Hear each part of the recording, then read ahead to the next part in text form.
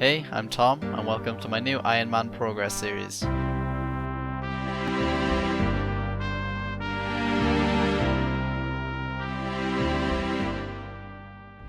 I've decided to make an Ironman this summer on Oldschool Runescape. I've been holding off until after I finish my exams at uni, so once I finish I can't wait to make an Ironman.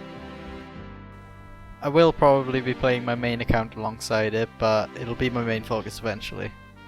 Originally, a friend and I were going to do a race to Quest Cape on New Ironman, but that plan didn't really go ahead. I'm not holding myself to it, but I'll probably try and get a fast Quest Cape on this Ironman anyway. I know everybody hates the no XP waste culture, but I tend to enjoy playing the game efficiently. In my opinion, it adds a layer of fun to the game. That said, I probably won't be using methods that are considered the most efficient. If I was, the first thing I'd do is go and get 70 something agility, but I just can't be bothered with that, to be honest. I will, however, be doing things efficiently when I can. For example, if I'm in the area for a quest where I have all the requirements, I'll do it and get it out of the way, just as you'll see in this video. Anyway, as you see in the video, the first thing I did was to get 5 thieving so that I can thieve from cake stalls in Ardy for food. Whilst in Lumbridge, I decided I would go and get the easy quests out of the way, sheep shearer and cook's assistant. Now that I had 5 thieving, I needed to go to Ardy to thieve the cakes. The fastest way there is to go to Edgerill and use the wilderness lever. On the way there, I passed Drain of Mana, so I decided to do Inista Chicken as well. Eventually, I actually got to Ardy and managed to steal myself around 3 inventories of cakes. I wasn't paying good enough attention, so I ended up dying to a guard. I had to run all the way back there, which was a bit of a pain, but I made it back eventually. With my food for the next few hours sorted out, I went up to the Gnome Stronghold to get 10 agility. That didn't take too long, so once I got that I went to Drainer Rooftop Agility course and got myself up to 20 agility. Now I needed some money for runes. The Stronghold of Security is a quick way to get easy money for a low level Ironman, so I headed to Varrock. Whilst at Varrock, I did the quiz part of the museum for some initial Hunter and Slayer levels. I'll need to do it eventually, so I thought I might as well do it while I'm here. So, back to the main thing, Stronghold of Security. I actually did this quite easily without really getting close to dying. I even did the last floor because I'm an idiot and I forgot that the last floor only gives you boots, so it was kind of pointless and risky. If I died, losing the 10k would have been really bad, but I could have got back to it in time probably anyway. The boots aren't that good since I wanted to use magic to safe spot monsters in quests without taking much damage. The boots don't actually give any magic attack bonus, they actually give a negative attack bonus in magic, so they wouldn't have just been no use, they would have actually slowed me down, which you can kind of see in this clip. I didn't realise they had a negative magic bonus until I actually checked while I was doing Fight Arena, so I brought them with me. Anyway, Fight Arena is an important quest to do and it's very easy if you safe spot it. At least it would be easy if I wasn't so bad at this game and misclicked out with the safe spot. So I got one hit by the Hellhound. Great. I had to run all the way back there, but thanks to the death timers at the moment, like my items are still there. It gives you 1000 coins, which will come in handy considering I'm an Ironman and I can't trade. 2k thieving XP, which will be useful for when I need thieving levels for quests. And the big one is 12k attack XP, which is obviously a massive boost of initial attack levels. Second time around I managed to finish the quest okay. After Fight Arena I went straight in for another important quest, which is Tree Gnome Village. This gives around another 12k attack XP and most importantly access to spirit trees, which makes getting around the place much faster, which in turn makes questing much faster.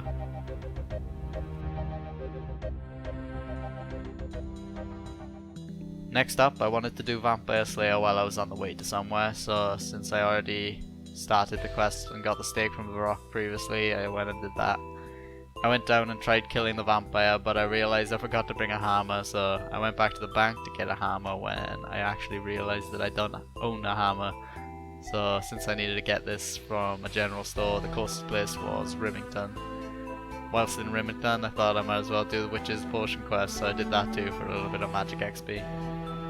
Another quest that should have been quick and easy took me 2 attempts, but just like with Fight Arena, the second time around I had no problems finishing Vampire Slayer and managed to get myself another 5k attack XP as a reward from the quest. Oh, and I was passing by Varrock, so I did Romeo and Juliet while I was there. There's no other reason to do that quest other than eventually I'll be getting a quest cape, so I might as well get it out of the way while I'm in Varrock. Time for another important quest, the Witch's House. This quest gives over 6k hit points XP, which is vital for being able to do probably the most important starter quest for combat stats, Waterfall Quest. In Waterfall Quest, there's a part where you can get hit 15s by giants around you, so having 16 plus HP is almost a requirement. Sure, it's possible to survive with 10 HP by just being lucky and not getting hit high numbers, but doing Witch's House with some HP XP is a much safer bet. There are some monsters you have to fight in this quest to get progressively harder, but the last two forms can be safe spotted, so it's not very difficult. Okay, time for Waterfall Quest. It's not the easiest of quests, but it's done by low level accounts for a reason. A big reason, which is that it almost gives 14k attack XP in addition to 14k strength XP. That's from level 1 to 30 in each of the stats with 0 initial XP. 30 attack and strength makes a hell of a difference from level 1 attack and strength. After doing this quest, magic is no longer required and melee is often a faster option to use when questing. Thankfully, Iron Jesus was kind and I didn't get too shot by the giants in Glariel's tomb, so I did the quest first try. Merlin's Crystal was the next quest I decided to do for two reasons. Firstly, it's a prerequisite quest for the Holy Grail, which gives some insane prayer and defense XP, when considering how easy the quest actually is, but also because Merlin's Crystal is the quest that gives you Excalibur, which is a decent sword to use for questing for now that doesn't cost any money, and has a special attack that raises defense to help me survive dangerous areas and monsters with my low combat stats. Merlin's Crystal took a little while because you have to run back and forth between Taberley and Port Sarim, but it isn't that difficult. Now I needed to do Holy Grail, but first I decided to do a few other things to take a break from the long quests.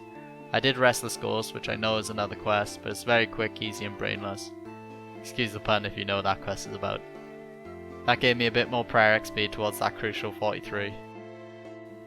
This is where I decided I'd pick up where I left off with Agility, by doing Alcarried Rooftops until 30 Agility. Since the skill is quite AFK, I had my main account logged in woodcutting at the same time, which you'll likely see more of in the future if you watch these videos. With 30 agility achieved, I could do Varrock Rooftop course, which I proceeded to do until I was 40 agility. Now the next step in agility would be Carnifex Rooftops, which I couldn't start until I finished Priest in Peril, so I took a break from agility for now. Oh, and I switched it up to Slayer in the background in the new Catacombs of Kourend, as you can see. As mentioned earlier, Merlin's Crystal was a prerequisite for the Holy Grail, so now that I had Merlin's Crystal completed, I was ready to start the Holy Grail. This quest is pretty long and you do have to fight a high level NPC, but it can be fought easily without taking any damage by walking in and out of its range over and over again. This took a really long time because I guess the quest was intended for people with better combat stats. Eventually I killed the Titan and the quest is straightforward talking to people from there on. Like I said before, this quest gives insanely good XP. It gives 11k prayer XP, which is from level 1 to 28 prayer instantly, and 15k defense XP, which is from 1 to 30 defense. Both of these will come in very handy. The prayer XP is a start on achieving 43 prayer, which if you play the game, you know how much of a difference that makes. You get protect from melee and the game becomes 1,000 times easier. Monsters that you previously had to avoid or take an inventory full of food to kill can now be killed repeatedly without using any food whatsoever. The defense XP is also great because with 1 defense you tend to take a lot of damage when meleeing monsters for quests, which means using a lot of food, which takes up valuable time to get. And that concludes day 1 on Iron Illuma. I'm very happy with the progress I made in one day and I'm excited to keep on making progress in the future. Next time I intend to do some more quests and probably level up my agility a bit more. If you enjoyed watching and want to keep up to date with my progress on this account, then please subscribe. If there's anything you want to ask or remark on, just leave a comment below and I'll respond soon. Thanks for watching, see you next time.